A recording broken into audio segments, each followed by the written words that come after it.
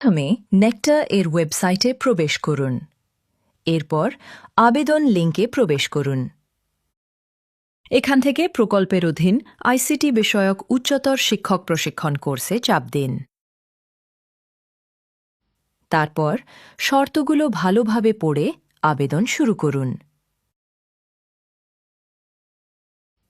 আবেদনের সময় আপনার নাম বাংলায় ও ইংরেজিতে সঠিকভাবে দিন।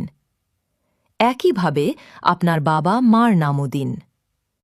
তারপর প্রতিষ্ঠানের নাম ও ধরন দিন।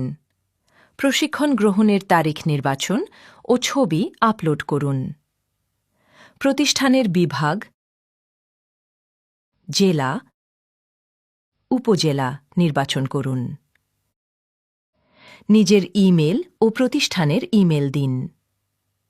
এরপর আপনার জাতীয় পরিচয়পত্র, ইন্ডেক্স নাম্বার ও সর্বশেষ শিক্ষাগত যোগ্যতা দিন।